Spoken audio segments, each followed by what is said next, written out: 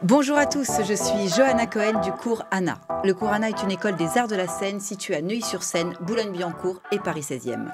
Le cours Anna, ce sont des cours de théâtre, des cours de stand-up, des cours de chant, des cours de comédie musicale, des cours de danse hip-hop. Le cours Anna, c'est du plus petit de 3 ans jusqu'à ce que tu puisses tenir debout. Mais le cours Anna, c'est également des podcasts. Et aujourd'hui, nous avons le plaisir de retracer le parcours d'une artiste audacieuse et engagée. D'abord passionnée de théâtre, elle découvre Molière au collège et décide d'en faire son métier. Après des débuts au Conservatoire de Paris, elle tourne vers l'humour et s'impose rapidement avec son premier spectacle, Samia et les 40 comiques. Elle enchaîne avec Femmes de couleur, un one-woman show à succès, où elle arbore avec finesse et autodérision des sujets de société comme le communautarisme, le port du voile ou encore les mariages mixtes. Toujours en quête de nouvelles aventures, elle revient sur scène avec Je suis une bouffonne, un spectacle où elle partage ses voyages, ses rencontres et son parcours en PMA. Entre rire, engagement et liberté de ton, elle a su conquérir un large public en France et à l'international. Notre invitée du jour, Samia Orozman. Bonjour Samia. Mais quelle présentation incroyable. Bonjour. J'ai eu envie de me connaître là. Là, tu m'as donné envie d'écouter. Je sens que je vais bien me marrer sur ce podcast. Je me suis pas plantée, tout est OK? Tout est OK. Ah, j'adore. Alors, comment tu as commencé? Déjà, une enfance à Clichy-sous-Bois? Oui, je suis née dans le 19e, mais après mes parents déménagent dans le 93, j'avais 7 ans. Et la première fois que je suis allée au théâtre, c'était pour échapper aux tâches ménagères. Il y avait un atelier théâtre qui se faisait le mercredi après-midi, et du coup, pour esquiver, je me suis inscrite. Et la première fois que je suis montée sur scène, j'ai réussi à pleurer, parce que je jouais le rôle d'une fille dont le copain venait de se faire renverser par une voiture. Et j'y ai tellement cru que j'ai pleuré et j'ai fait pleurer tous mes camarades. Et c'est là que j'ai senti que c'était ma place. Faire pleurer les gens, voilà. Ah Donc ouais? maintenant, je les fais pleurer de rire. De rire. Qu'est-ce qui t'a attiré vers le théâtre en découvrant Molière?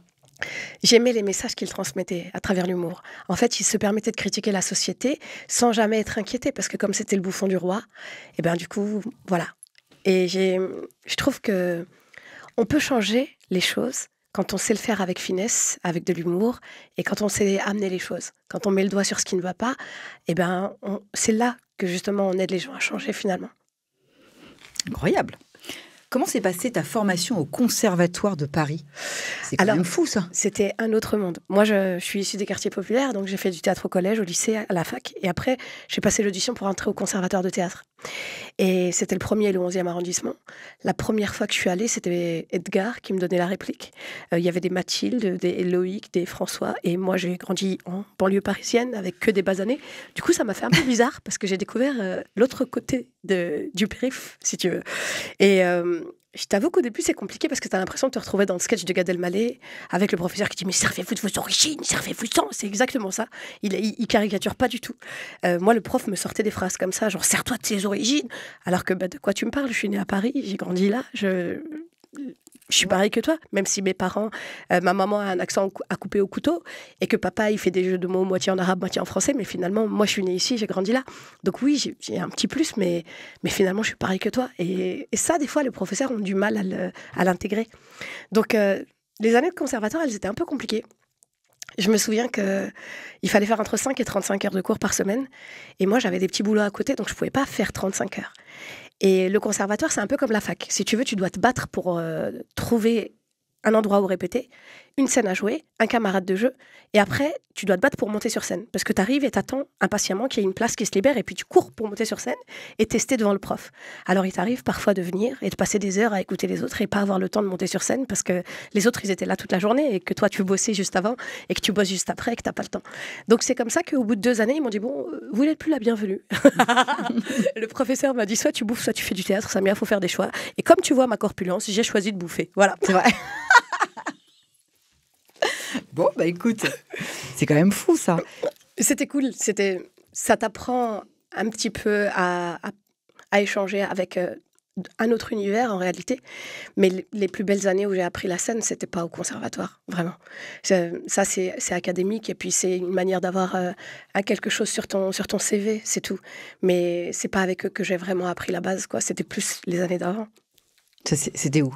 exactement? Ben, moi, je t'ai dit, j'en ai fait au collège et au lycée. Et après, il y avait un atelier théâtre qui était animé par un professeur qui s'appelait André Valverde. Il faisait ça tous les lundis et les jeudis soirs dans un théâtre qui s'appelle Yves Montand à Livry-Gargan. Et donc, je m'étais inscrite à ces cours-là et je mentais à mes parents parce que j'avais pas le droit de sortir le soir, tu vois. Moi, je fais partie de l'ancienne école. Donc, je racontais que c'était moi qui allais donner des cours de théâtre. Et en fait, j'allais prendre des cours de théâtre le lundi et le jeudi soir. Et c'est là où j'ai appris C'est là où tu as découvert. Ouais. Et quels ont été tes premiers pas au théâtre? Avec quel rôle? Alors, moi, j'avais joué Dorine dans face à Marianne dans le Tartuffe. Mhm. Si tu veux, je me rappelle encore du texte. Vas-y. Avez-vous donc perdu, dites-moi, la parole, et faut-il qu'en ceci je fasse votre rôle? Souffrir qu'on vous propose un projet insensé, sans que du moindre mot vous l'ayez repoussé? Contre un père absolu, que veux-tu que je fasse? Ce qu'il faut pour parer une telle menace. Lui dire qu'un cœur n'aime point par autrui, que vous vous mariez pour vous, non pas pour lui, qu'étincelle pour qui se fait toute l'affaire, c'est à vous, non à lui que le mari doit plaire, et que si son Tartuffe est pour lui si charmant, il le peut épouser sans nul empêchement. Est-ce qu'on pourrait la reprendre en étant... moi, je suis professeure de théâtre. En moins vite. Ouais, exactement. Oui, je sais. Lâche-toi. En fait, j'ai tellement peur de t'ennuyer que Pas du tout. Les alexandrins, tu les as appris au conservatoire essentiellement ou avec Monsieur Valverde?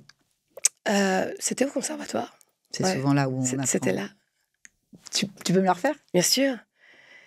Avez-vous donc perdu, dites-moi, la parole, et faut-il qu'en ceci je fasse votre rôle? Souffrir qu'on vous propose un projet insensé, sans que du moindre mot vous l'ayez repoussé. Contre un père absolu, que veux-tu que je fasse? Ça te va? Ça me va bien. Je sais, j'ai tendance à parler trop vite, sauf quand je joue devant les Suisses. Comme je sais qu'ils ont du mal, il faut prendre le temps. Alors devant les Suisses, je parle plus lentement. Pourquoi as-tu choisi l'humour que le théâtre classique? Parce que avec l'humour, on déconstruit tout. Boris Vian disait que l'humour, c'est la politesse du désespoir. Et moi, j'adore cette phrase. Il y a des situations qui sont tellement désespérées que la seule manière de s'en extraire, c'est d'en rire. Donc, quelqu'un qui se gonfle, si tu viens avec ton humour et que tu le piques un tout petit peu, ça se dégonfle tout de suite. Et c'est comme ça que j'ai réussi à faire face à des gens qui avaient beaucoup de prestance, de prestige, dans des milieux qui ne sont pas les miens. Et j'ai réussi à sympathiser avec eux et à les mettre... et à être au même niveau qu'eux, finalement. Tu vois, moi, je suis devenue copine avec des femmes d'ambassadeurs, avec des ambassadeurs même, que j'ai tutoyé dès la première rencontre, parce qu'à part le titre, il n'y avait rien qui changeait. En fait, on va aux toilettes comme tout le monde. Et donc, le fait de les faire rire, de les amuser, bah, finalement, ça nous mettait au même niveau. C'est beau. Quelles ont été tes inspirations au début? J'adore Elie Kakou. Ah. Paix à son âme. Bah, tu dois savoir, comme il est tunisien, peut-être que ça faisait écho, en fait. Donc, cette maman qui représente, elle ressemble à la mienne. Et peut-être que c'est ça qui m'a donné envie. Donc, Elie Kakou, Gad Elmaleh. Après, j'aimais bien Jamel, mais je ne me reconnaissais pas entièrement dans ce qu'il faisait. Moi, ce que j'aimais, c'est plus cet humour où il n'y avait jamais de vulgarité et qui était toujours rassembleur. Moi, c'est ce que je préfère, en fait. C'est pour ça, peut-être, que j'ai beaucoup aimé Gad Elmaleh, surtout dans les 2 premiers spectacles. Parce que c'était vraiment lui, c'est ce qu'il a vécu, c'est ce qu'il a traversé, c'est ce qui et c'est son authenticité. C'est marocain. Hein. Ouais, je sais. Attention. Et c'est ça que j'ai aimé, c'est son authenticité et le fait de s'affirmer avec sa culture et son bagage et de pas avoir honte de ce qu'il est. Peut-être que c'est ça que j'ai trouvé beau et que j'ai aimé chez lui. En 2009, tu montes Samia et les 40 comiques. Comment est né ce projet? Alors, je me suis rendu compte que quand les gens voulaient sortir en famille, artistiquement, il n'y avait pas grand-chose. En fait, la plupart du temps, les humoristes, ils passent en dessous de la ceinture. Et si toi, tu veux sortir avec tes gamins, bah, t'es un peu vite mal à l'aise. Du coup, j'ai eu cette idée d'organiser des plateaux d'humour sans vulgarité pour que les parents puissent sortir avec leurs enfants sans être gênés. Parce qu'au théâtre, il n'y a pas de télécommande, tu peux pas changer la chaîne. Donc si à un moment donné, ça passe en dessous de la ceinture, t'es foutu. Et je me suis dit, faut proposer quelque chose à ce type de public qui a envie de sortir mais qui n'ose pas. Parce qu'ils se disent qu'il n'y a rien d'adapté. Et donc, je suis allée chercher plein de comédiens qui maintenant sont des grands artistes très connus, comme Kian Kojandi, Kairon, Baptiste Le Caplin. J'ai eu Malik Bentala, Boudère, plein d'artistes sont passés sur mes plateaux. Et donc, ce que je leur offrais, c'était de louer une grande et belle salle, des fois de 500 personnes, par exemple. On a joué au Déjazé, au République. Et il fallait juste respecter cette règle de faire un petit passage de 15 minutes, mais sans aucune vulgarité. Et ils se sont pliés en fait à la demande et certains même m'ont remercié parce qu'ils se sont rendus compte que c'était un bel exercice et que même sans vulgarité, ils pouvaient être drôles. Bien sûr. Et comment tu allais les chercher, tout cela? J'allais voir les plateaux d'humour. En fait, moi, j'étais passionnée par l'humour, le stand-up. par le stand-up. En fait, j'étais issue du théâtre classique, mais je me suis dit, si je ne veux plus demander de rôle à qui que ce soit, il faut que j'écrive mes propres textes. Et la seule manière de le faire, c'était d'abord d'aller voir ce qui se faisait. Donc je suis allée voir tous les spectacles d'humour qui se faisaient. Les trucs au chapeau, les trucs où tu dois payer pas grand-chose, les trucs, tous ceux qui débutaient en fait. Il y avait une salle qui s'appelait l'Homo Loco, c'est là-bas que Jamel Debbouze est allé chercher la plupart des humoristes qu'il a fait monter au tout début. Et là-bas, j'ai rencontré des pépites de l'humour. Il y en a un par exemple qui s'appelle Phil Darwin, qui est devenu comme un tonton pour moi dans l'humour, même si on n'a pas beaucoup de différence d'âge, et qui m'a offert ma première scène en tant qu'humoriste. Et du coup, quand je l'ai vu, j'ai tellement aimé qu'après, j'ai engrainé du monde à venir avec moi voir son spectacle. Et c'est comme ça qu'un jour, il m'a repéré en me disant « Mais on s'est déjà vu ?» J'ai dit « Écoute-moi bien. Toi, là, quand tu seras en haut de l'affiche, il ne faut pas oublier ta sœur qui t'a rempli tes salles quand tu étais dans la galère. » Et on est devenus copains. Et jusqu'à maintenant, il a toujours le même numéro. Il m'a donné son contact. Et chaque fois qu'il y a des plans, soit il m'en donne, soit je lui en donne, quoi. C'est un conseil que tu peux donner à tous ces jeunes d'aller voir des spectacles, d'aller se bouffer du stand-up pour ceux qui ont envie de rentrer dans le métier. Mais c'est hyper enrichissant en fait d'aller découvrir ce que font les autres. Déjà, ça te permet toi de savoir un peu ce que tu vaux. Parce que des fois, tu vas voir des gens, ils sont tellement nuls, tu dis si lui il y va, moi aussi je peux. Je suis sûre que ça te motive. Et au-delà de ça, ça te permet peut-être de pas faire exactement la même chose. Parce que aujourd'hui, malheureusement, il y a une telle offre en termes d'humour que souvent, on voit des artistes qui racontent les mêmes histoires. Et on se dit, c'est dommage, parce qu'il n'y a pas d'innovation. En réalité, il ne m'apporte rien d'exceptionnel, celui-là. Et donc, le fait d'aller d'abord voir ce qui se fait, ça permet de ne pas aller dans le même sens aussi. À tes débuts, tu as rencontré des obstacles en tant que femme humoriste? Bizarrement, c'est souvent une question qu'on me pose, mais j'ai jamais ressenti de difficulté. Mais tu as le droit, pourquoi moi, j'ai jamais non plus ressenti... C'est drôle, mais moi, j'ai jamais eu de problème avec le fait d'être une femme. Ça m'a jamais posé de souci. Pour moi, si t'es drôle, t'es drôle. Personne va t'interdire de monter sur scène si t'arrives à faire rire les gens. Et donc, peut-être que ce qui fait que ça fonctionne jusqu'à maintenant, même si je suis pas passée dans tous les médias où les gens regardent l'humour, ça fonctionne quand même parce que ce que je fais, ça marche. Donc, moi, le seul truc qui m'a un peu dérangée, c'est que la première fois que j'ai demandé à monter sur un plateau d'humour, c'était une femme qui gérait le lieu. Elle avait une scène dans une cave d'un restaurant. Et elle me dit, faut m'apporter un CV, une vidéo de ce que tu fais déjà, ton parcours. Et je me suis dit, mais tout ça pour faire 5 minutes dans une cave, elle est sérieuse. Et à partir de là, j'ai décidé de monter mes propres plateaux d'humour. C'était une manière de dire, j'attends pas qu'on me laisse faire. Je vais faire moi-même. Et en fait, dans la vie, je suis beaucoup comme ça. On a souvent essayé de me mettre des bâtons dans les roues dans ce que j'avais envie de faire. Et j'ai dit, c'est comme ça, t'inquiète pas, je vais trouver une autre solution. Et donc, je me débrouille pour aller autrement. Elle est maline. Elle est maline, Samia. Je pense qu'il faut savoir être débrouillard. Exactement, je suis bien d'accord avec toi. Quel a été le moment clé où tu as su que tu pouvais en vivre? Je pense que ça doit être la première fois qu'on m'a payé pour ça. Je pense qu'en fait, Phil Darwin, le pote dont je te parlais, un jour, il m'a dit... J'adore parce que j'ai l'impression qu'on se connaît depuis 1000 ans. Oui. Tu te souviens ou pas? Oui. Phil Darwin, un jour, il m'appelle, il me dit, Samia, t'as combien de temps de scène? Je dis, je sais pas, je dois avoir 15 minutes. Il me dit, tu peux avoir 1 heure dans 3 mois? J'ai dit, Phil, c'est impossible, ça fait 2 ans que je tourne avec 15 minutes. Il m'a dit, non, mais si t'acceptes, si t'arrives à te préparer, il y a un festival au Luxembourg qui t'a vu faire ma première partie et ils ont adoré. Ils veulent programmer tout ton spectacle sans même l'avoir vu. Ils prennent en charge ton transport, ton hébergement, toi et la personne de ton choix. Et pour 1 heure de spectacle, tu sais combien ils te payent? Je lui dis non. Il me dit 1 500 €. Wow. À l'époque, c'était mon salaire en tant que nounou pendant 1 mois. Parce que moi, j'étais babysitter en attendant de pouvoir gagner ma vie. J'ai dit, tu sais quoi, demain, je l'ai, mon heure. Demain, je l'ai. Et je me suis forcée à écrire. Et c'est comme ça que ce jour-là, j'ai compris que en fait, il y avait vraiment des sous à se faire, qu'on pouvait gagner sa vie en faisant quelque chose qu'on aime, sa passion. Et j'ai tout mis en œuvre pour que ça puisse fonctionner. Voilà. Bravo. Pourquoi avoir choisi ce titre pour ton spectacle? Le deuxième, là, je suis une bouffonne. Ouais. Parce que dans la vie de tous les jours, il arrive souvent qu'on me dise quelque chose et sur l'instant, je dis sur l'instant, je dis rien. Et quand je suis chez moi, j'aurais dû dire ça, j'aurais dû faire ça, Mais en fait, j'y arrive pas parce que je suis une bouffonne. C'est là où tu te traites toi-même de... C'est l'éducation que j'ai reçue où je préfère prendre sur moi plutôt que de faire des scandales. Moi, je ressemble beaucoup à mes parents dans ça. Et puis, au-delà de ça, c'est aussi le bouffon du roi, qui pouvait tout dire, mais qui n'était jamais inquiété. Donc, je suis une bouffonne dans les 2 sens du terme. C'est que je suis une bouffonne sur scène, parce que je peux dire des choses, des fois, un petit peu choc, et personne ne peut rien dire, parce que c'est de l'humour. Et en même temps, je suis une bouffonne dans l'autre sens.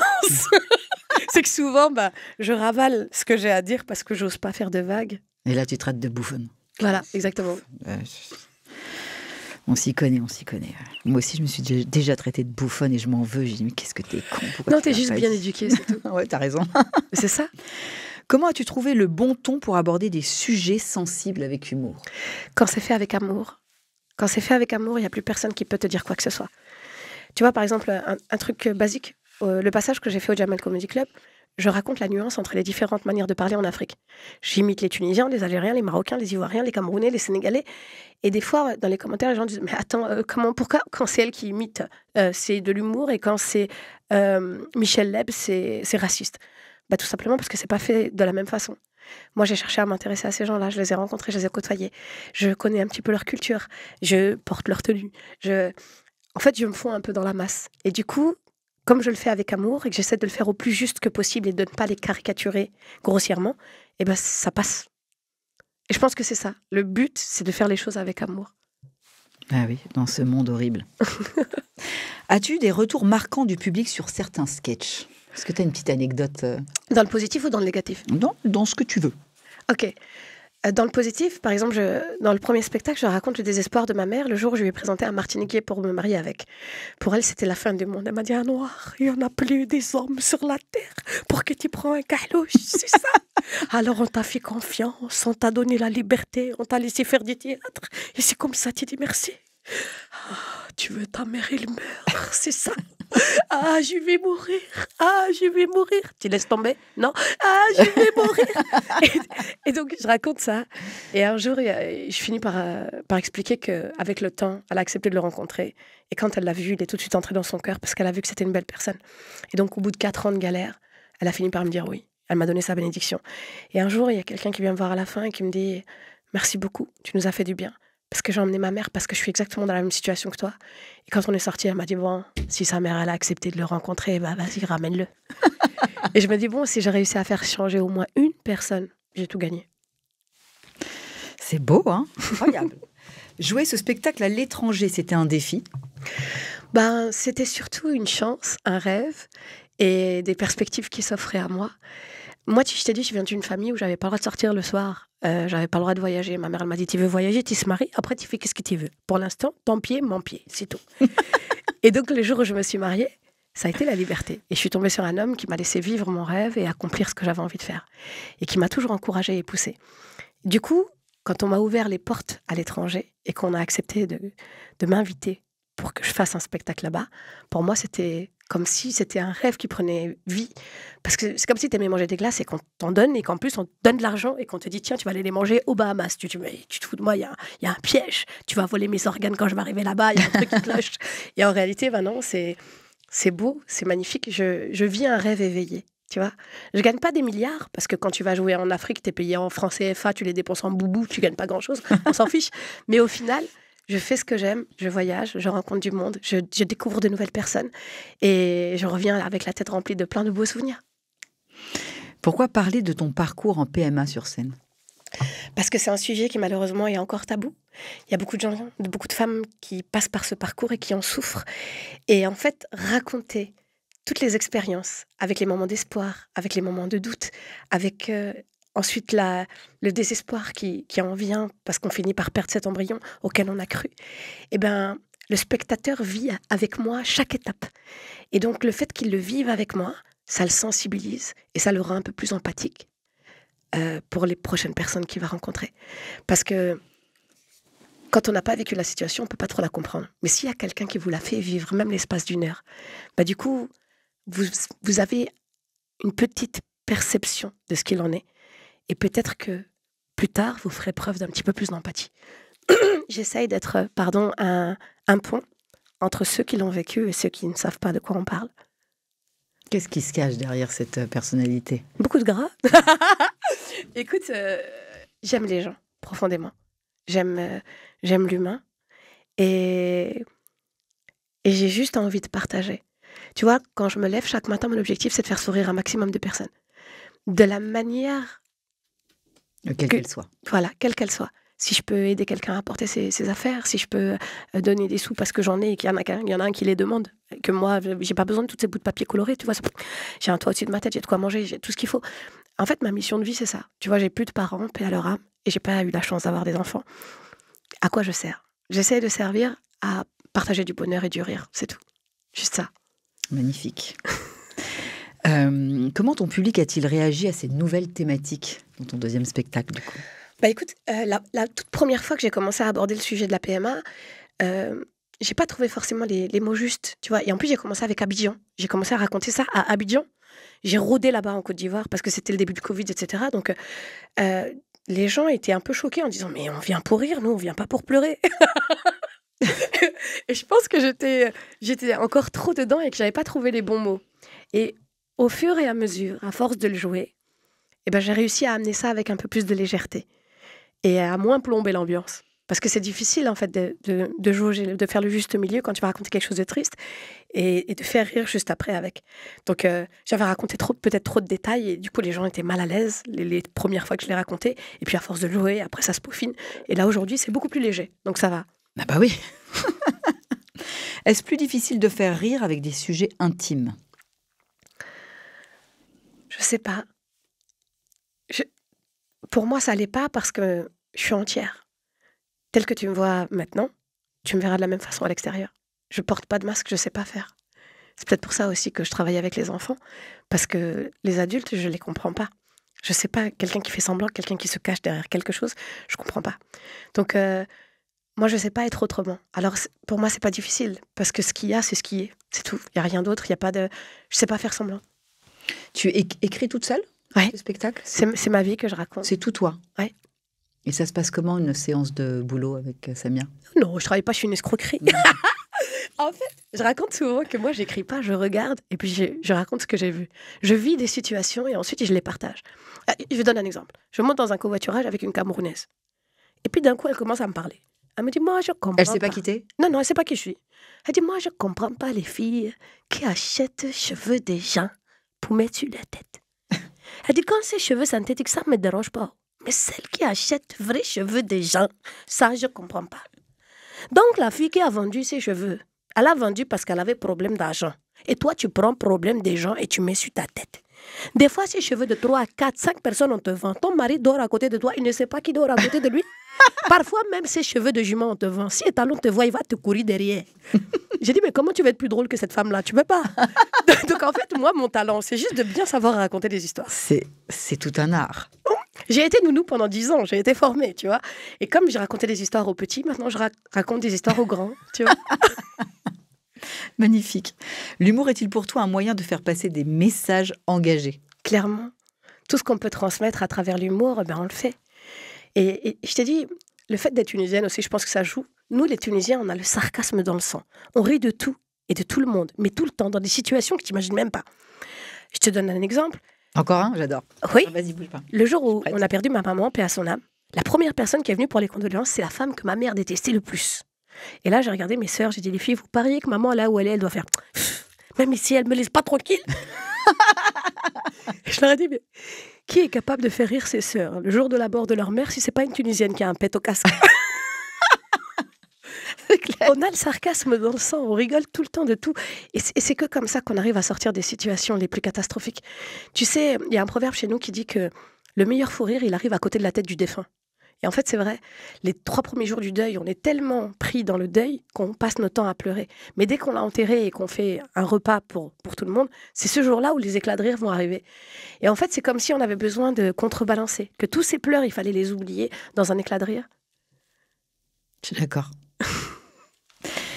Que représente pour toi ta place dans le classement Vanity Fair dans 50 Français les plus Ah, tu as vu influents? ça? Tu crois quoi? Écoute, j'ai jamais compris pourquoi ils m'ont mis dans le classement des 50 Français les plus influents au monde.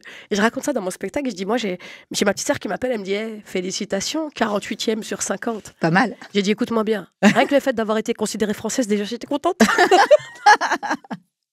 Et en fait, c'est vrai. Tu sais, t'as tellement l'habitude qu'on te mette dans une case. Quand tu es enfant issu de l'immigration, on va toujours te dire ah oui, mais vous êtes d'où? De quelle origine? Vos parents venaient d'où? Ah, donc vous êtes d'origine tunisienne? Là, ils m'ont considérée française et ils m'ont mis parmi les 50 Français les plus influents au monde. Il y a de l'espoir. J'étais fière. Y a-t-il des sujets que tu n'oses pas aborder sur scène? Je parle pas de sexe. Comme je t'ai dit, mon public, il est familial. Alors du coup, ces choses-là, je les garde pour les copines quand on est au hammam entre nous et que on peut rigoler les unes des autres parce qu'au moins, on se connaît, tu vois. Donc pas sur scène? Non, par pudeur. Tu sais, on a chacun différents types d'humour. Et moi, j'ai grandi dans une famille où on ne parlait pas de ces choses-là. Ça ne se faisait pas. Et donc, de la même manière que je ne pourrais pas en parler devant mes parents, je ne pourrais pas en parler devant les parents de quelqu'un d'autre. Donc, je ne le ferai pas. On peut rigoler et parler de sexe quand on est entre nous, entre copines, il n'y a pas de souci. Mais le faire sur scène, alors qu'il y a potentiellement des enfants qui n'ont pas envie de grandir trop vite, ça ne m'intéresse pas. Je suis d'accord. As-tu déjà été confrontée à la censure ou à des polémiques? Les polémiques, ça n'arrête jamais. Ça, c'est normal. Mais la censure, non. Non, j'ai jamais eu ce problème-là. Très bien. Ton rapport aux réseaux sociaux et aux réactions du public en ligne, parce que tu es quand même archi suivie. Oui, un petit peu. Ah oui, là, j'ai vu. Qui est cette Samia qui me demande un podcast? J'ai dit, les gens viennent vers moi aujourd'hui, mais je suis une star, c'est moi la star. Oui, tu es une star. Je suis allée voir, j'ai dit, mais c'est pas possible, non, mais c'est fou. En fait, c'est un public qui me suit depuis des années. Tu vois, moi, j'ai une niche. Les gens, ça doit faire une dizaine, une quinzaine d'années qui suivent mes aventures. Et comme je poste régulièrement, du coup, je les emmène avec moi dans mes voyages. Du coup, je t'ai suivi, je me suis inspirée, je suis allée voir, et je te trouve waouh, quoi. C'est trop gentil. C'est pour ça que j'ai dit oui. Merci. Bien, j'aime les gens, j'aime les rencontres, j'aime le partage. Et il y a un truc qui est un peu fou, tu vas me prendre pour une cinglée peut-être. Ouais, c'est tu parles avec une autre cinglée. Ouais, alors ça va. Voilà. En fait, je deviens copine avec les gens que je rencontre à travers le monde. Et souvent, il y a quelqu'un qui vient me voir dès que j'arrive en me disant « Hey, il n'y a pas d'hôtel. La prochaine fois, tu viens chez moi. » Et donc, je me suis retrouvée à devenir copine avec des gens dans chaque pays. Et j'ai un placard avec mes vêtements dans chaque endroit. C'est sympa. Écoute, moi, j'habite Boulogne. Tu veux que je te fasse un petit placard ou pas? Avec plaisir. T'es trop mignonne. Mais c'est magnifique. J'ai un placard à Montréal, j'ai un placard à Abidjan, j'ai un placard à Casa. Tu vois, tous les petits endroits comme ça où je suis allée jouer, à chaque fois, il y a quelqu'un qui me dit hey, la prochaine fois, tu te prends pas la tête, tu viens chez moi. Chez ma copine de Montréal, quand je vais chez elle, c'est elle qui fait mon planning. Bon, oublie pas qu'après-demain, tu vas jouer à Québec, tel jour, tu vas jouer à machin, t'as rendez-vous avec un tel, je t'ai pris rendez-vous avec une esthéticienne. Elle fait mon planning, elle joue l'assistante. Alors qu'à la base, on s'est juste rencontrés lors d'un spectacle et on est devenus copines. Ça, c'est magnifique, non? J'adore. Je te dis, j'aime l'humain, j'aime les rencontres. Et pour moi, c'est la plus grande des richesses que j'ai acquises dans ce métier, c'est les rencontres. C'est comme une grande famille qui finit jamais. Que tu sélectionnes, que tu sens, que tu ressens. Oui, tu ressens les gens. Comme toutes les Tunisiennes. Ah non, après, il y a des gens qui sont un peu bizarres, qui viennent te voir et tu sais t'éloigner. On les sent. C'est ça. Ok, si on parle un peu plus technique, boulot, comment tu construis un spectacle? Est-ce que tu as une méthode de travail? Sûrement, vu que tu construis tout ça. En fait, je note de côté toutes les anecdotes rigolotes qui m'arrivent. Et en fait, le jour où je décide de monter sur scène, je rassemble toutes les histoires drôles qui me sont arrivées, je les mets bout à bout et j'essaie de trouver un lien. Tu vois, c'est comme ça que j'ai fait. C'est pour ça qu'il m'a fallu du temps avant d'écrire un deuxième spectacle. Parce que, ah oui, mais il faut le temps. En fait, le premier, je l'ai joué pendant 10 ans. Et ceux qui me suivent depuis le début, ils étaient en train de me charrier. Genre, non, mais de toute façon, elle fait toujours la même chose. Doucement. J'ai joué pendant 10 ans, mais dans 30 pays. Laissez-moi tranquille. Et il a fallu qu'il m'arrive de nouvelles histoires pour pouvoir les raconter dans celui d'après. Et donc, bon, celui d'après, il a pris moins de temps, quoi. Quel serait ton plus grand rêve sur scène Non. Quel serait ton plus grand rêve de scène ou de projet? Mon projet, après, c'est un rêve, mais j'ai l'espoir qu'un jour ça se concrétise. Amen. J'ai hérité de la part de mes parents de terrain sur l'île de Djerba. Je rêve de faire une maison d'artistes. Tu vois, comme moi, j'ai rien à laisser derrière moi, j'ai pas d'enfants. Je voudrais laisser un centre culturel, une maison d'artistes qui recevrait des artistes du monde entier qui viendraient créer là-bas. En fait, la blancheur éclatante des murs à la chaux et le bleu du ciel, et le calme que tu as dans cet endroit-là, c'est propice à la création. Quand tu es coupé de tout, tu entends juste les oiseaux qui chantent le matin ou le chant des grillons l'après-midi, tu peux écrire, tu peux te lâcher, tu peux dessiner, tu peux sculpter, tu peux... Et donc, mon rêve, si un jour j'arrive à avoir les fonds, parce que je ne sais pas faire d'argent, moi. Je sais faire des blagues, je sais m'amuser, je sais faire des sourires, mais je ne sais pas faire des sous. Donc, si un jour j'arrive à faire des sous, ce serait de faire ça. Pour les jeunes. Pour tous ceux qui arrivent après. Laisser une trace.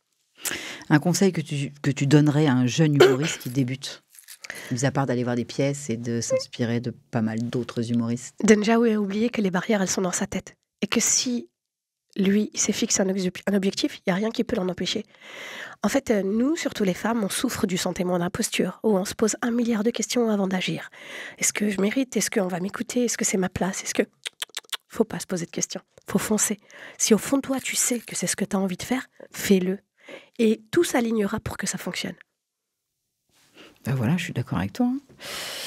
Si tu devais résumer ton parcours en une punchline, ce serait quoi?